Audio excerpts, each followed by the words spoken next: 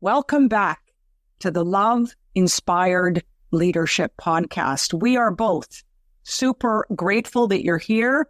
And I want to let you know, this incredible person I have as a guest today has some really meaningful information for you to support you in navigating your life and your business. And, it's that really interesting topic, emotional intelligence in action. And I find this whole arena to be completely fascinating. And it's when, of course, this podcast is all about the love, but it's when we lead with love when it matters most here. And that's personally as well as professionally. So I just want to invite you to sit back if you're walking, if you are cooking, whatever you're up to, and just receive this incredible educational information and meaningful opportunity for you to learn and grow both personally and professionally. So I would like to introduce to you my guest, first of all. And I'd like to welcome Christopher Salem, and he is a business acceleration expert. He's certified as a workplace strategist. He is a best-selling author and a powerful advocate for emotionally intelligent leadership. And it's through his sustainable success coaching and consulting business that he helps organizations cultivate psychologically in a safe place, as well as high-performing cultures where emotional intelligence really fuels the growth, the expansion, and the evolution, as well as clarity and that bottom line results.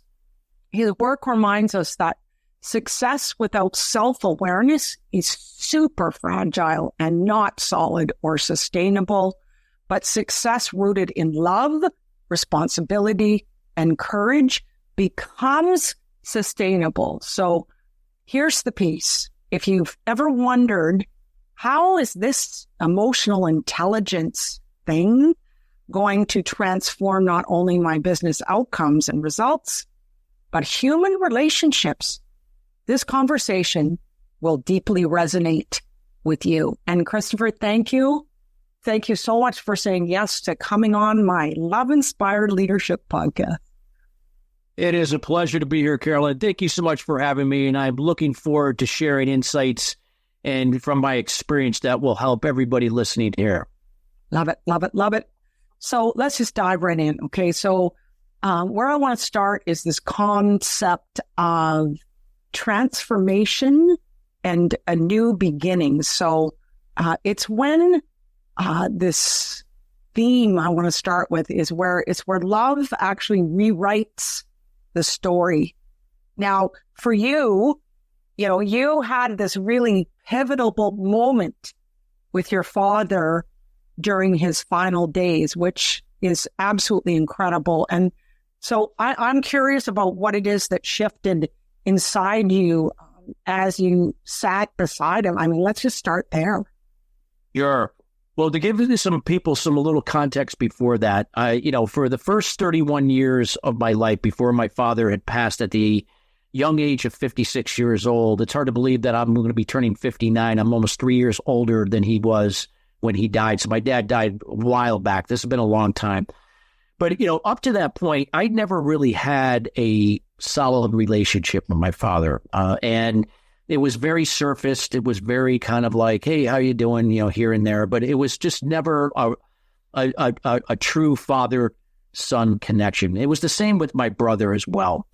And as a result of that, at the time, I couldn't really, comprehend it. I didn't know I didn't know that it really had more of a bearing on me than I did at that time. But I just knew I was angry. I was a very angry young man, teenager in college. Didn't know how to handle it. And the ways that I usually dealt with the repercussions of my anger were through, addiction. So I used drinking and drugs and pornography as ways to escape the pain because I didn't know what was causing this anger. I knew I didn't have a strong relationship with my father, but I didn't know to the extent that what of an impact that it had on my life. I had a strong need for validation because I didn't get it growing up. So I sought it out in other people. I went out of my way to please and enable you so you would validate me. And when I didn't live up to your expectation, that would only fuel the anger even more. And then I would lash out and I repeated those patterns. Now, I wanted to paint some context with that. So I had been struggling for many, many years with who I was. Where was this anger coming from? I didn't feel like I had no way of controlling it. I was struggling with this addiction that was impacting my personal and professional life, even though at that point I was still successful professionally or getting there, but it was starting to have an impact there. I could see where it was going to come undone if I didn't make any changes. But it definitely wreaked havoc on my personal life in terms of my personal relationships. And actually, I was engaged at one point to be married at the age of 26, and it did interfere and caused the breakdown of that relationship as a result of it. So what happened with my father was when my father was diagnosed with lung cancer at the age of 56, it kind of came out of nowhere. There was no symptoms. He was given a year and a half to live, and my father ended up passing about 4.5 months after his diagnosis, so far earlier than what they had indicated that he would have left with this terminal disease. With that being said, I remember that it was the day before my father passed, and I remember I was in the room because we were already, the doctors let us know it would just be any time before that would happen that I would, lose. Now he was going to pass, and they had him on morphine. So I wanted to make sure I was there, that my father knew I was there in his final moments. And I remember my father looking over at me, and he couldn't talk, obviously, because he was on morphine. His eyes were half shut. He couldn't talk, but the strangest thing was happening. He was talking to me. I could hear him, but he wasn't speaking. There was no spoken word. To this day, I don't know what happened, where this came from, but it is the truth. I could hear him, but it was not words coming out of his mouth. It was like I could hear it in my head. Mm-hmm. I don't, and again, I always still get goosebumps when I talk about. I got them too. I call them truth bumps. Yes, yeah. They're and this has been over 20. This has been over 26 years. It's been a long time. As a matter of fact, it's even been, let's see, 20. No, it's going on 27 years now. I've lost track of time. Well, we forget when we get older, Christopher. Yes, we are. We do forget. But this was many years ago. And yeah. I remember my dad looking over at me and saying, he goes, I just want to let you know that I love you. And I always loved you. And I love your brother, even though my father and my brother even had a more strained relationship than I did with him. And he even said that he loved my mother, even though they had been divorced for quite some time at that point. He goes, I did the best I could with what I knew. And all of a sudden, I heard that, and normally under other circumstances, I would have said, whatever, another, it would have meant nothing to me. But it's something hit me and said, oh my God, here I've been upset and angry. And I realized that maybe a lot of my deep-rooted anger came from his lack of presence in my life emotionally and personal, or even on mostly on an emotional level, let alone just being there. And I realized at that point that my father was just a product of his own environment growing up, because he was the black sheep of the family and he was mistreated by my grandfather. And they didn't have a good relationship. He only repeated what he knew. He was repeating the same patterns of what happened to him. Now, thank God I was 31 and I still was not married. Again, I was supposed to be married at the age of 26 and that fell through. But there was a reason for that. And I'm so grateful I didn't get married at 26, because it would have been a disaster and I would have maybe had kids and I would have repeated the same patterns with them as my father did with me and my grandfather before that. Yeah. And as a result of that, really hit home that that I would have been repeating those same patterns that my dad did with me and my grandfather before that. And it finally hit that no matter what deck of cards we've been dealt in life, and sometimes there were people that had far more traumatic upbringings than I did, no matter what has happened, as adults, we are always responsible to fix what has been dealt with us that was beyond our control. As kids, we don't ask for this. It is what it is. But as adults, we have the ability and the power to change that. That was for the first time in my life I accepted that no matter what has happened in the past, it's up to me to fix it. And that was the first time I admitted to myself that if I was going to change my life and get better, I had to do something about it. So I checked into a 12-step program the next day, or actually not the next day, but it was after my dad passed, so a few days after that. And then I immersed myself into the area of Eastern meditation and for 3 years, I worked very hard on myself to rewire my thinking, my brain, developing my EQ. At the time, EQ had just kind of came out, where Dan Goldberg came out with. Because I remember when it came out. Yeah. And I started to incorporate all the pillars of emotional intelligence in my life. And it took a while to, make this transformation, but it's something that I did, and I never looked back. And I've been consistent with it for all these years. I've never missed a day of meditation, never missed a day of journaling.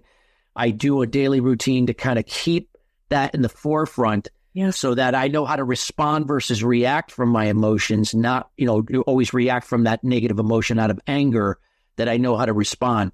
And as a result of it, it led me down a new career path eventually down the road. I became an expert in communication, communicating to different personality, generational, culture, and ethnic types, and how I've utilized that not only in business and helping organizations and individuals to really connect and communicate at a higher level, but also how to connect better with their audiences, both on a marketing, PR, and SEO standpoint, but also incorporate into our nonprofit 501c Corp, Empowered Fathers in Action, in teaching dads that you are more than just a provider. You play an instrumental role in the development of your children, and it's up to you to fix what happened to you, so you could be a better role model and an example and a resource for your children, not to repeat those same self-destructive, codependent behaviors. And that's what we've been doing, one dad at a time now for over 7 years. Can I just pause here for a minute? Sure. I love how you have taken your pain and turned it into purpose. Yeah. I cherish this glorious opportunity that you are setting up for not only corporations and organizations, but dads. Yeah. Because, there's so many men out there that are suffering. Yeah. And they don't need to be. Yeah. And it's very hard for men to find that confidant. And when they're safe. To feel safe that they can show up and be vulnerable. Men aren't supposed to be weak. They're supposed to be strong. They're supposed to just keep it all together. And, this generational living legacy, because this is your living legacy. You know that, right? Well, it is. My dad gave me the greatest gift I've ever asked for. And if it wasn't for that moment, my life would have never changed and I wouldn't be here helping other people. So my dad ended up giving me the greatest gift. See, my dad's cancer, now that I look back, was a direct manifestation of him stuffing his emotional feelings and never able to talk about it. So he stuffed it, and that stuff, by stuffing it, materialized and manifested itself in cancer in his body. Good. Well, and I have many clients that specialize in serving healers, service providers for people that have cancer. You're absolutely correct. And, it's our job and our responsibility. I mean, that's what you took on with such a bold, brave, purposeful, passionate journey for those 3 years. I mean, every one of us, this is our responsibility. It doesn't matter who you are. It doesn't matter how successful you are. It doesn't matter how much dysfunction or anger or pain or anything that you come through. It is each of our responsibility to find this place within ourselves that we get to come back to who we are, because that is an individual responsibility, accountability. And this is why I'm doing this podcast, to bring this information to people, because this is truth right now. And I want it to land in this audience. So I'm pretty passionate right now, and I can be, because this is my podcast and I can say whatever I want. That's what I'm doing. But it's this bold, brave journey that each of us have an opportunity, and we're not meant to do it alone. I mean, you have created this, I call it space for grace, honestly, for men. And one of the greatest injustices that I see in business is men that are suffering within themselves, and they don't have anywhere to go. They don't have anybody to talk to. They're not going to talk to a counselor.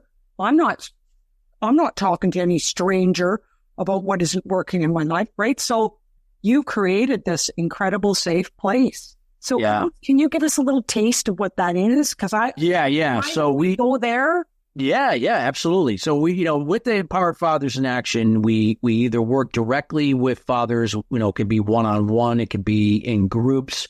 We also certify other types of professionals that want to adopt our methodology so that they're able to bring it into their communities to serve in their communities. Because obviously we can't be in all these places itself. It's, so we have to be able to certify people through our process and make sure they're vetted and vice versa, that they're qualified to, share this information and work with them to develop and make it help these fathers transform. Because again, your children are going to be a direct reflection of both you and the father and the mother in terms of what they observe in your communication to other people, to your behavior in alignment to that, to your attitude, it's happening for you versus to you, your emotions and how you respond versus react to other people in situations, and and your actions that support what you're saying.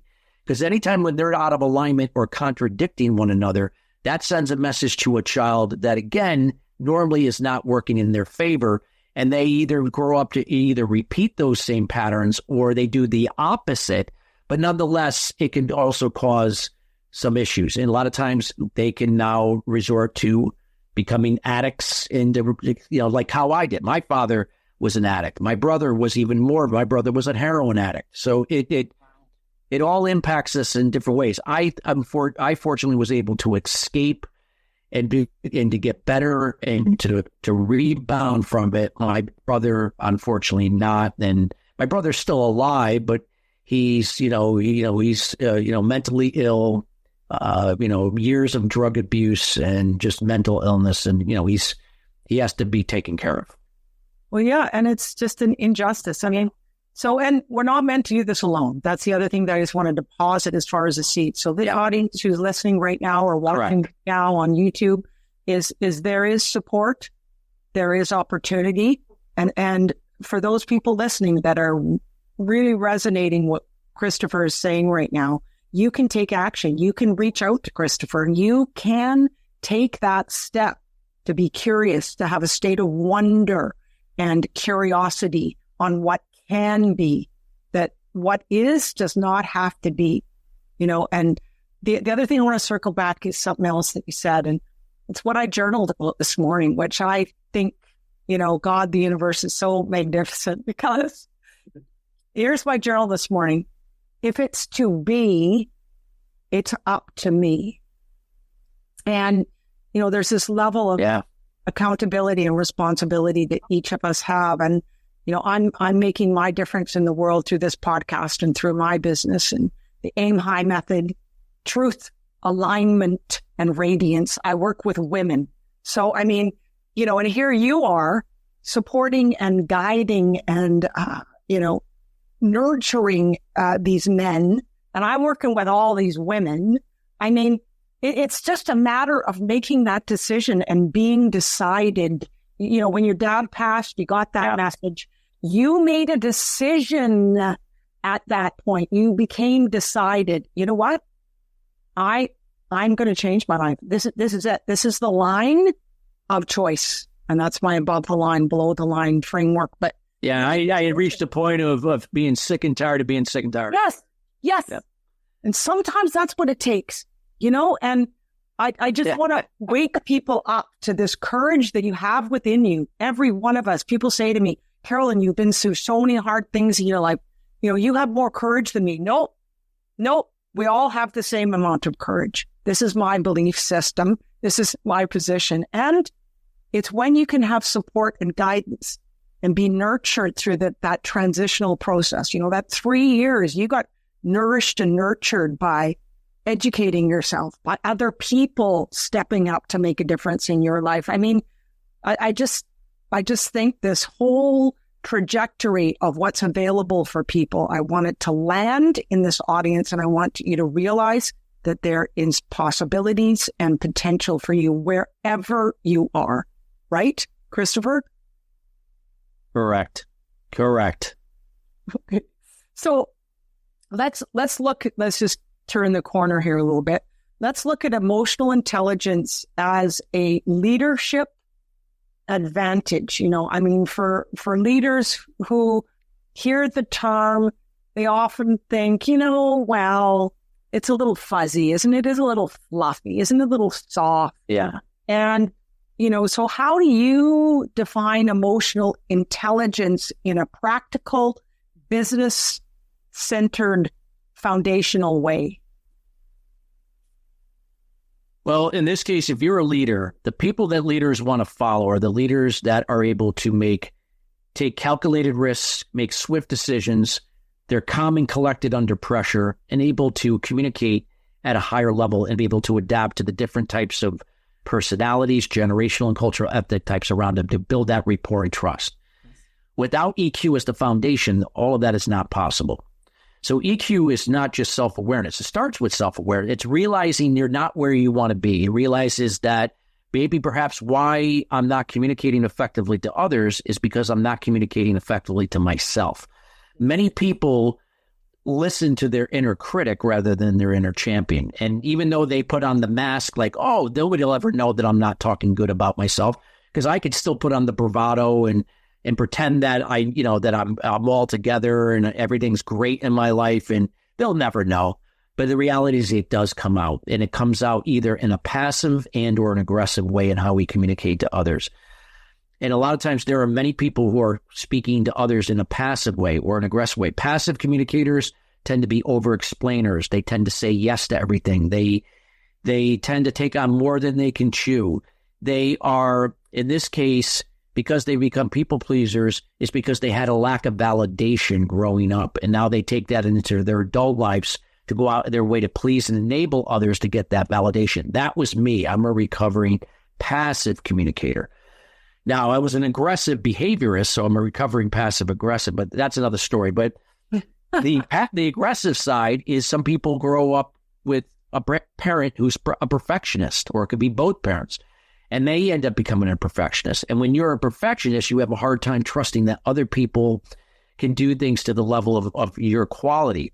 And when you're in certain roles where you have to delegate, yet you have a hard time delegating, what do you have a tendency of doing to people? You kind of overshadow them, micromanage them, and now we know where micromanagement comes from. And not trust them.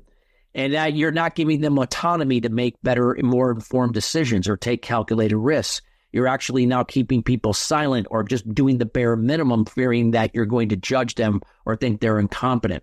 So all these things happen all the time. And without EQ, we can't recognize that. So EQ starts with you. There are 5 things that we can control. Well, first of all, let me talk about what we can control and what we can't control. We can't control other people. We can't control situations outright. I can control what I do with the situation, certain aspects of it, but I can't control the situation. So instead of getting tied to the outcome and results, which are expectations, I focus on my intentions that will lead to my results. That puts me more in control rather than the expectations. Hold on. Yeah. I love this piece. I love this piece. So we just need to slow down the bus a little bit. I know that people are tracking. I know you are. I want you to stay with us, okay? Because Christopher is so purposeful and passionate about what he's talking about. But to understand just in a simple form, we can't control anything outside of ourselves. We can't. It can only control you. You can only control yourself. That's it. That's one significant piece I want to land and for people to integrate and realize as the truth, okay? The second thing is that the only control over that I have is with myself. and the situation, how I'm going to deal with the circumstance or situation, right? Definitely not controlling it outright. Correct. Okay. And then the third step you mentioned was that significant understanding that, where did you go with that third one? All right. So what I wanted to, the reason why people, why people argue, why people disagree, why we have conflict is because we're so caught up in the control we can't control. We care about what other people think. We get caught up in what people perceive, what we said. We get caught up in situations, and we're tied to the expectations, the outcome. All of those put that into the control we can't control. And how we experience that: stress, anxiety, frustration, anger. The list goes on. But see, what I do now is I focus my intention on what I can control. That's my intentions, not expectations. If I focus on what I can do daily within my control, eventually the puzzle pieces that are outside of my control will come into my control to complete the puzzle and get the results. But there are 5 major areas we could control with ourselves: our communication to ourselves and others, learning to be assertive rather than passive aggressive with ourselves and other people. That's being specific, clear, and concise, and being transparent. What am I good at? What am I not good at? But learning to be specific, clear, and concise, leaving very little to no room for assumption and speculation, because that's the problem in the world. Okay. All communication is based on assumption, speculation, and what we think it should be versus what is. Big difference. What is, and what the truth is, which is my big piece that I'm so passionate about, Christopher, is truth. Caroline, you're so right. You and I could have a different perception on things. I may not fully agree with how you look at it. You may not fully agree, but yet we can adapt to what is and find where we can find something in the middle where we can work on and make it work between both of us. But too many people are so, you have to see it the way I see it. Mm-mm. And now I got to convince and persuade you. And when you don't follow that, I'm going to get upset with you. Oh, yeah. And you know what? For me, at the, mature years, in my latter part of my 6th chapter here, I don't have the energy for all that. I don't want to do that anymore. I don't have the patience for it. No. Like, my energy is mine. Like, I want vitality. I want joy in my life. No. So that's beautiful. I love it. So give us the other. Yeah. I'm going to share the 5 things. So the 5 are communication, being assertive over passive aggressive with yourself and other people. Number 2 is your behavior. Is your behavior in alignment with your communication? See, I was passive in my communication and then aggressive in my behavior. It contradicted that. Okay. So now we got to be assertive. I wouldn't have liked you then. No, you would not have liked me. Believe me. No, I like you now, but I wouldn't have liked you. No, you wouldn't have. Believe me. Yeah, I was not a friend, boyfriend, husband material at that time. I could tell you that right now. No. But with that being said, that we could control that. That has to be in alignment. Number 3 is our attitude. It's happening for you, not to you. See, here's the thing. So many people, because of fear, are conditioned to avoid challenges, avoid problems and setbacks. We try to escape it, and sometimes we escape it through addictions. These are where a lot of times we get caught up in addictions because we're trying to avoid the pain, the challenge, the frustration. But if we change our thinking that it's happening for us, see, we can't create an opportunity without having a challenge.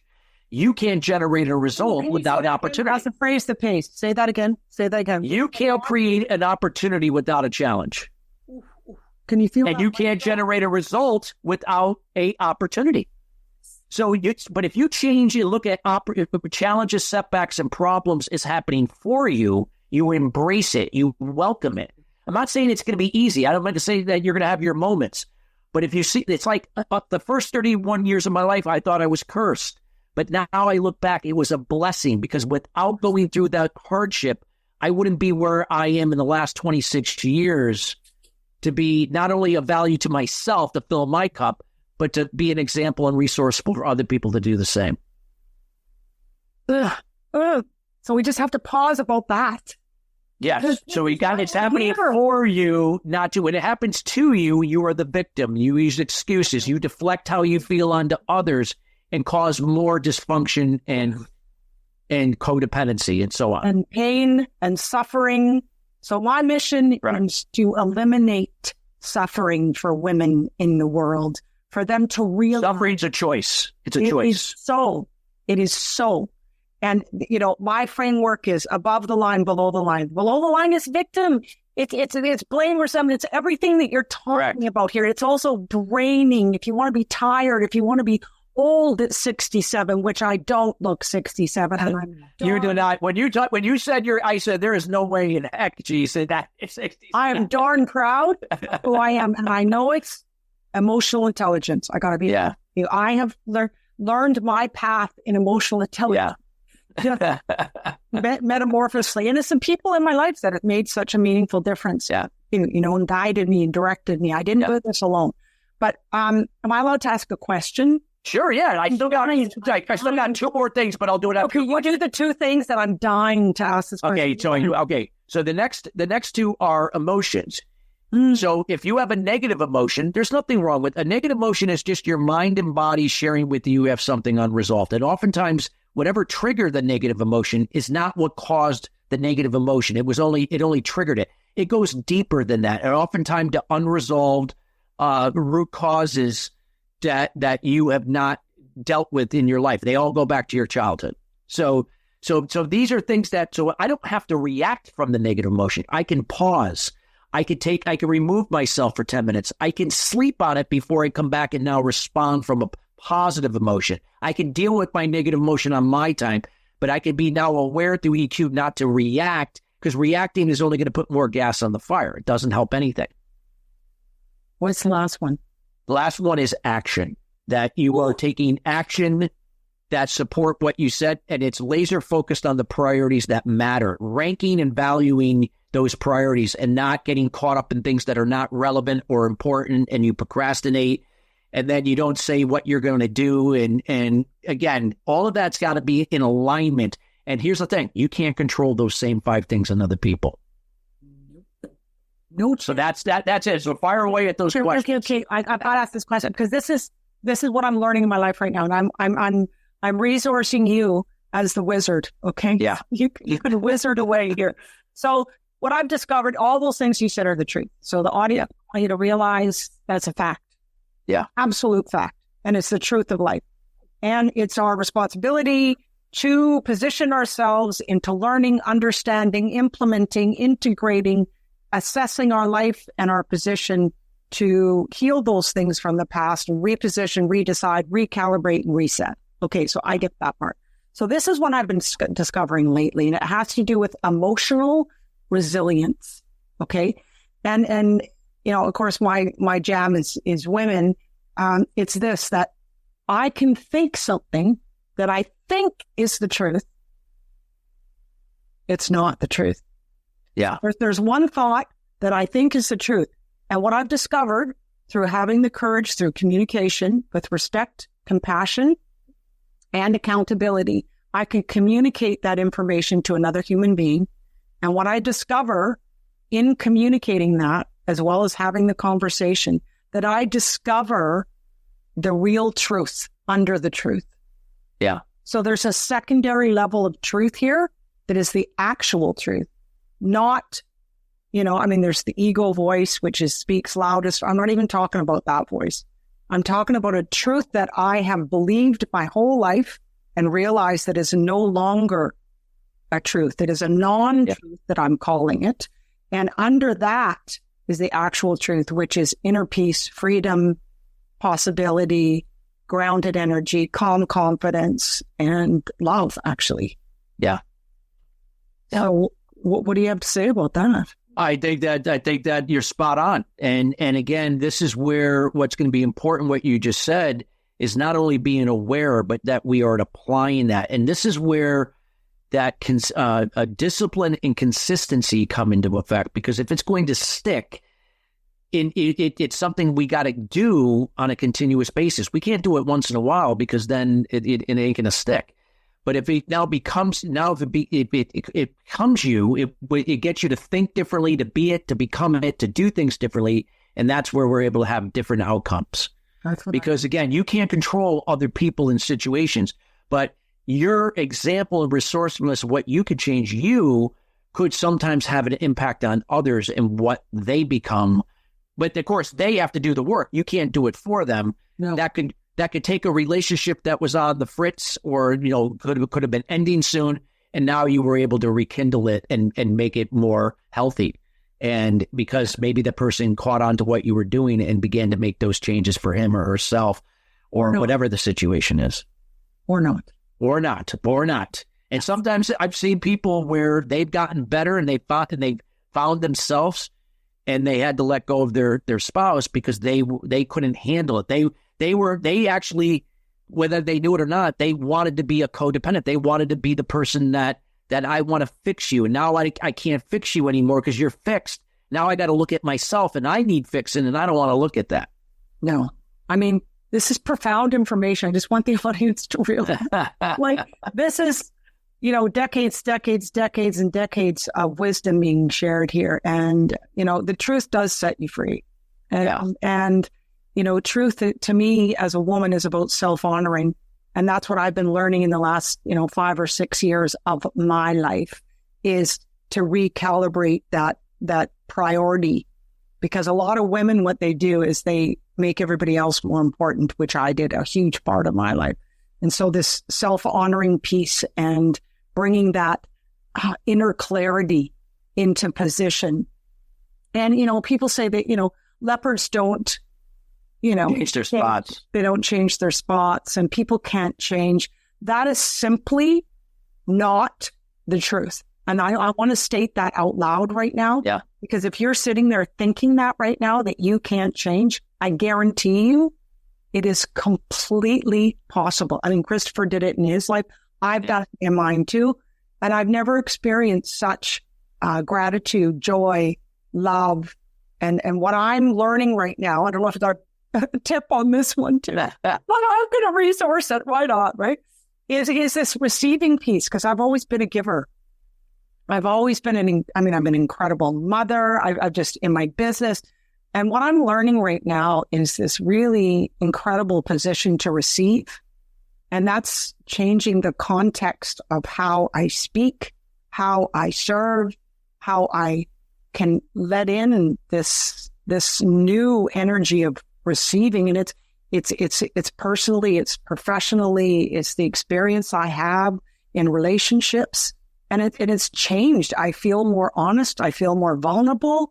I share that I really care about people more than I ever have in my life. And it's really different. So what do you have to say about that? Yeah. Grieving piece. Because it's a big piece. And I think women miss this piece. You mean talk about grieving, you mean? No, receiving. Oh, receiving, yeah. So here's the thing about receiving. It happens to men too, but a lot of women have a hard time receiving because of just how women are conditioned that they're more to give than receive. But see, here's the thing, especially for pleasers and enablers, you can't give what you don't have. So when you give from an empty cup, you're not really helping anybody. You're going through the motions, but all you're causing that person now is to be dependent on you, stuck and stagnant. And when you don't live up to their expectation, who are they going to come down on? You. So the thing is, you can only spill onto others when you fill your own cup. You've heard the oxygen mask thing. What does a flight attendant say? Put it on you before you put it on the child. But most moms are conditioned to say, oh, I got to put it on the child. But you can't serve someone unless you fill your cup. So the priority means if you want to be a better example for your children, do for yourself first. That's not selfish. You ever seen the mother who sacrifices her physical, emotional, and mental well-being to drop everything to do for her children, only to cause her children to be dependent on them, and they become codependents and expect everything to fall, to put everything down when they need something? That's not helping them. You're teaching them to be not self-sufficient, not to take responsibility because someone's going to come up and pick up the pieces. Your intentions were good, but they weren't aligned. So let your example and resourcefulness through empathy do the work, not just doing. I agree 1,000,000,000%. And I am so blessed. I have 2 children and they're both so incredibly independent. They're both in their 20s. They just both bought their own condos. And I have the space for grace. Thank you. And, it's intentional though. It's what you said earlier. It's an intentional decision. And I see so many women leaders who have not understood this position as a woman. Yeah. And, we have many roles to play, so do men. But I love everything you said. That's absolutely perfect. Now, let's look at this mindset and heart-centered action. So leading under pressure with grace. So tell us how, EQ-based strategies and leadership, how leaders can use that so they can remain calm, centered, grounded, and clear, and effective in their leadership role. Now, what I'm about to say is easy to say and to do is another, but it is necessary that you be consistent doing this. Remember, we said that we can't control other people in situations. So no matter how much you worry, how much you get stressed, how much you point the finger and deflect how you feel onto others is not going to make things better or improve the situation. Matter of fact, it's going to hinder it even more. So what people aspire to when they look up to great leaders is how they're composed, calm, and collected under difficult situations and dealing with difficult people. So it's through being calm, through EQ, being in the moment, learning to be present, learning to focus on what we can control. That sets the example, and by being resourceful helps others to eventually, hopefully do the same. Doesn't mean everyone gets it or does it at your level, but it's like in baseball, right? You're never going to bat 1,000, but if you can now increase your batting average with your team, where they're now your example of resourcefulness is helping them to step up, well, it's working.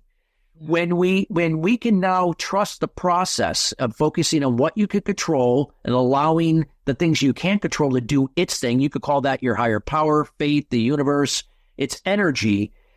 It's more likely things end up working out. And if they don't work out, it's not the end of the world, because most people have had success when they've learned from failures or businesses that their first business, didn't get off the ground, but it didn't allow them to stop. They learned and picked up the pieces to keep moving forward. It's like, like how the old Rocky Balboa character, it's not how many times that, that you got knocked down. It's how many times that you got back up and moved forward. I don't know if I said it verbatim, but you did. I thought that was good. I thought it was good. You got the point there. I do.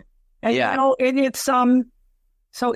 it's this decision to do your own inner work. Like I have this phrase that I use all the time, go within to win, right? So it's that leadership grounded energy, and also realizing that we're here as a leader to lead. Yeah. So, there's so many people in a leadership role that are dictators that are just say, no, you just do what I tell you to do. How many corporate positions was I in that way? Oh, yeah. Of course, I never listened because I'm that person. Oh, that's why I haven't worked for a company in over 20 years, or probably more than that now. 20. Oh my God, it's been 26, 20. Yeah, and when I went to this change, I became an entrepreneur. Yeah.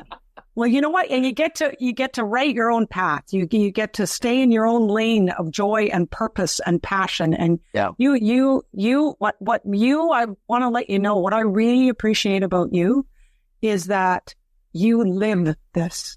So you eat it, you breathe it, you sleep it. And when you show up to serve these corporations or these men one-on-one or even in the groups, you are so present.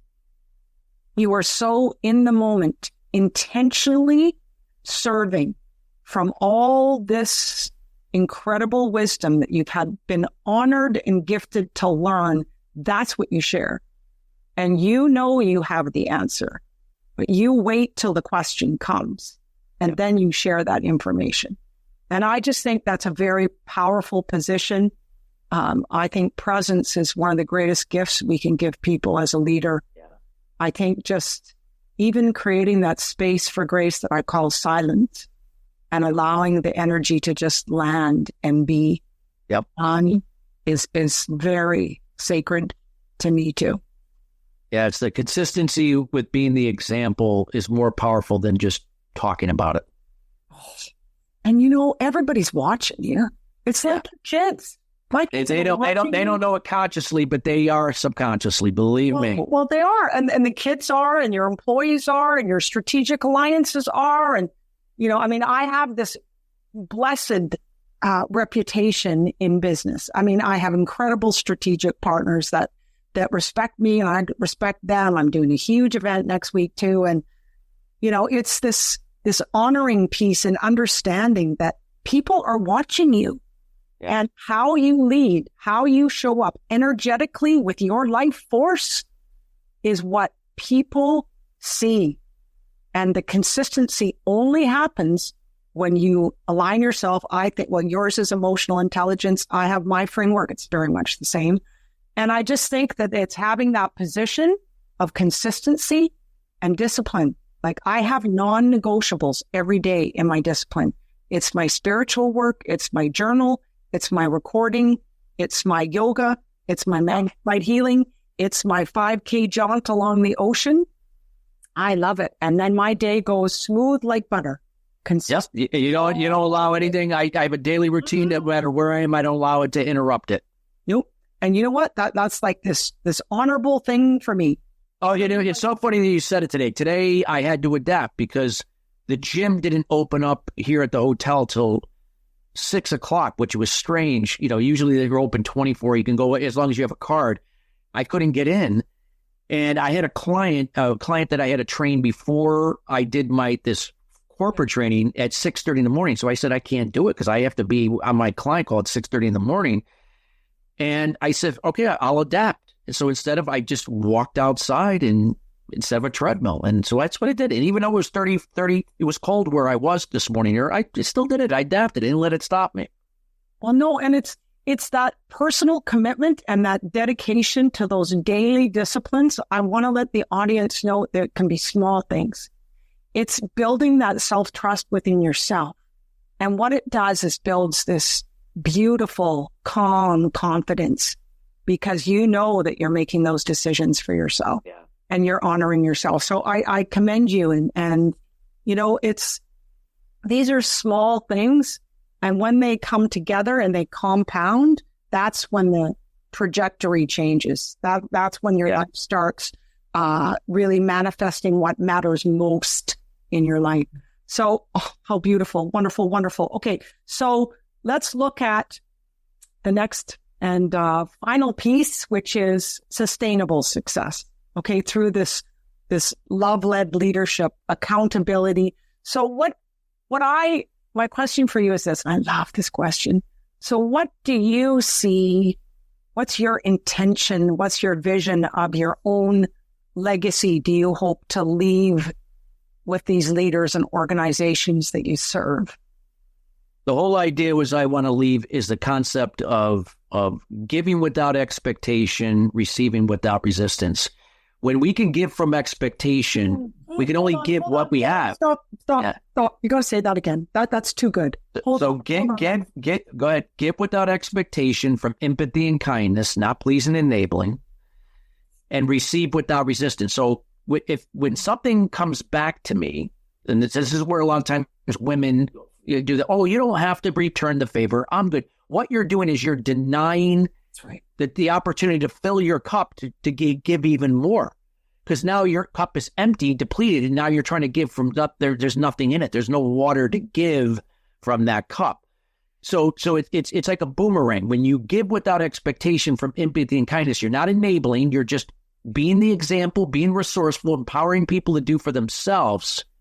Then when it comes back to you from somewhere else, doesn't have to be from that same person. Mm-hmm. As long as it serves you emotionally, spiritually, financially, occupationally, there's 8 pillars of wellness. I could go social. There's a bunch of them. You receive it, fill your cup, and then repeat the process. And that, if great leaders and organizations can adopt that is what they call the formula to abundance or prosperity. Plain and simple. Now, does that mean everything is going to go smooth? No. That's what sustainable success is all about. Sustainable success doesn't mean everything goes smooth and everything is perfect. There's not. That is unrealistic. Life doesn't work that way. But what sustainable success is, how do I show up each and every day, whether if you are an individual, a team, or a company, or an organization, or a community, or whatever, how do I show up each day to be my best? Not to be the best, which is exhausting, draining, and frustrating. But to be my best doesn't mean that you're perfect or doesn't have to be top of the game every time. You're going to have your ups and downs. That's what sustainable success is, because you're more consistent. And the way to measure sustainable success is what I call the 4 pillars of success. That is your foundation through EQ and how we talked about what you control versus what you can. It's your preparation and how you prepare each day to execute on it. And when you execute, you then measure to see what's working, what's not, what could be better, and then repeat the process. Foundation, preparation, execution, measurement. Okay, so I think you're going to just solve the world. I do. Okay, so Christopher, honestly, this is such a vast. I love it. I love it. I love it. And I just want to thank you for your dedication, first of all, to your show. And second of all, your incredible honesty, and it's radical. I think it's so not only inspirational, but it has a deep meaning and impact on people's lives. And the information you're sharing has an opportunity to be integrated into who we are. So my audience, there's your gift today. But also I like your vulnerability. I like your honesty and your commitment to really integrating love and leadership together, which is everything that I'm about too. So I really know it transforms many people's lives around the world. I know you do it through corporate training, one-on-one. And I want to invite the audience, if you know, if it isn't yourself, but if you know of a father or a man who is, struggling or suffering from that internal anger and stress and strife and not being the father that they know they can be, please reach out to Christopher's organization. So we're going to give them some information on that, right? In the show notes? Correct. So you have a gift for my audience as well, correct? Yes. So, I mean, in this case, what I always like to do is I like to make it personal. If there's like one thing you would like to run by me, just one thing that we can point in the right direction, even based upon what we shared, but more on a personal level. Let's discuss that briefly, and I can point you in the right direction. And I like to give away a lot more things, but that to me, it feels like it's more personal, and there's no obligation, no strings attached at all. Beautiful. Fantastic. And for my audience, once again, receive my gift of the 21 days of Above the Line Living, which is your incredible pathway to connect in presence with your purpose and to, move towards that place of inner peace, joy, and love. So that's my contribution to you. And the last thing I want to invite my audience to do, as I always leave with a question. So I want you to think about this now. Where might emotional intelligence invite you to choose love over fear or reaction this week? So, Christopher, thank you for being on my podcast. I want you back again already, so I'll just let my audience, he will be coming back again one day. And thank you so much. And to the audience, thank you for trekking with us during this interview of the Love Inspired Leadership Podcast. And God bless, and I'll look forward to seeing you in our next episode. Take good care. Thank you for joining me on the Love Inspired Leadership Podcast. If today's episode stirred something in your soul, share it with someone who's ready to aim higher. Keep holding your vision, anchor in your truth, and take intentional, inspired action, because love is all there is. Hey, I'm Michelle Abraham, founder of the High Vibe Podcast Network, and we are honored to have Carolyn Cooper's Love Inspired Leadership show as part of our network family. For more inspiring shows like this one, visit highvibepodcastnetwork.com, and don't forget to grab your free gifts from our hosts in the gift folds. Till then, stay high vibe and keep sharing your life.